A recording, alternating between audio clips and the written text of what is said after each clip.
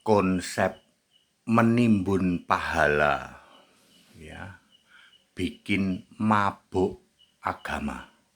Saya Pendeta Tan Honai dari Gereja Alkitab Allah Esa Firman Utama Gaifu, ingin memberi pencerahan, memberi tausiah, ya, supaya tidak mabuk agama. Di era modern seperti ini, ya, apalagi sekarang sudah tahun 2026, tahun Kristen, ya, tahun Masehi, ya, artinya tahun Kristen, ya. Mosok sih masih mabuk agama, ya, mabuk agama. Apa sih sebenarnya membuat mabuk agama? Konsep timbun pahala. Oke, kalau seseorang menghalang-halangi ibadah umat agama lain, itu dapat pahala apa dosa?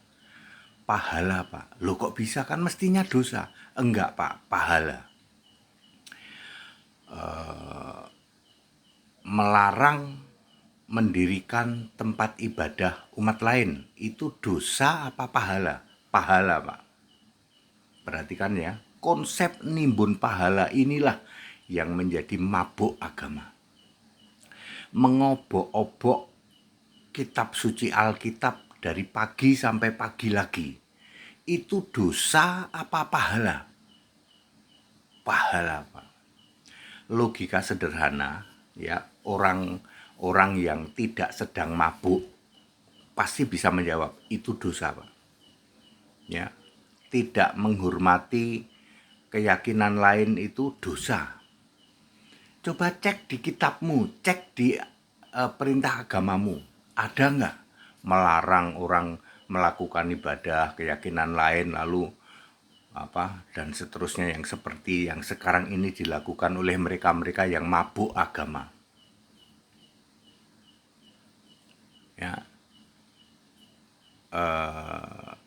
Wahai kalian yang mabuk agama, saya mau nanya, orang yang paling banyak menimbun pahala itu siapa? Ini saya tanya nih, orang yang paling banyak menimbun pahala itu siapa? Tentu saja tokoh yang kalian idolakan, sering disebut junjungan kalian. Betul apa betul?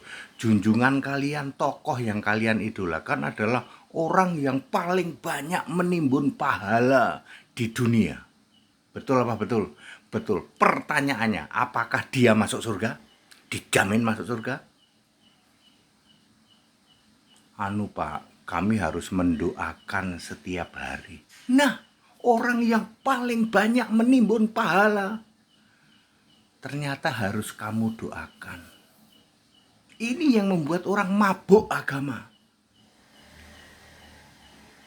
Ya, simple kok sebenarnya, ya.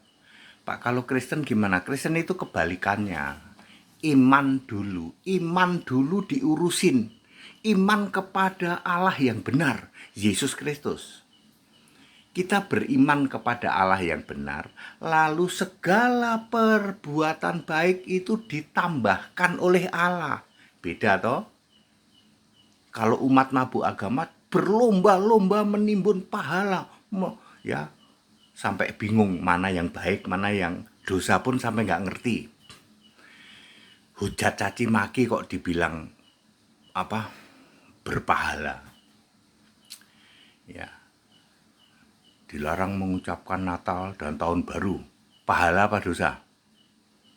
Pahala, Pak. Lah buktinya semua orang pemimpin-pemimpin atau pejabat-pejabat negara mengucapkan selamat Natal, selamat Tahun Baru. Kenapa Anda nggak hujat maki-maki dia? Kamu dosa, ya, ya, ya. Mestinya kita berkaca. Orang yang paling banyak menimbun pahala pun tidak dijamin selamat. Betul apa betul? Ya, itulah ya. Di dunia ini orang itu harus toleransi. Berkali-kali saya katakan matahari itu cuma satu, Pak. untuk semua, untuk para penghujat, orang-orang pendosa, untuk orang benar. Matahari cuma satu, oksigen itu ya dipakai untuk semua. Bumi ini hanya satu. Ketika orang hidup harus toleransi, jangan mabuk agama. Ya, karena konsep timbun pahala berlipat kali ganda.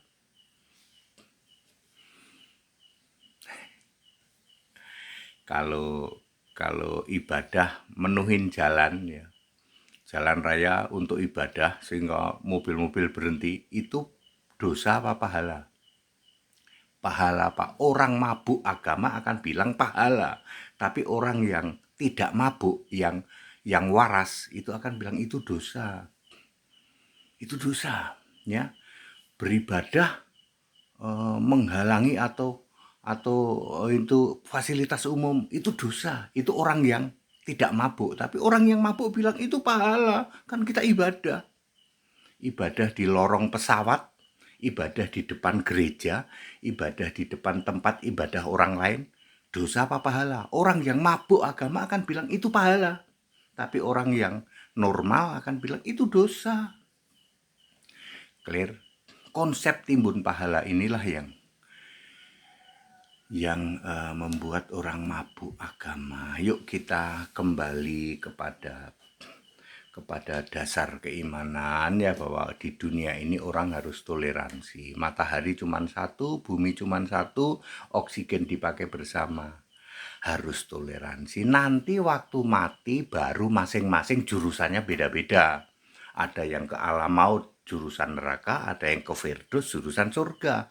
Tapi itu nanti setelah mati. Jadi kita Indonesia, kita Pancasila, toleransi harus. Haleluya, amin.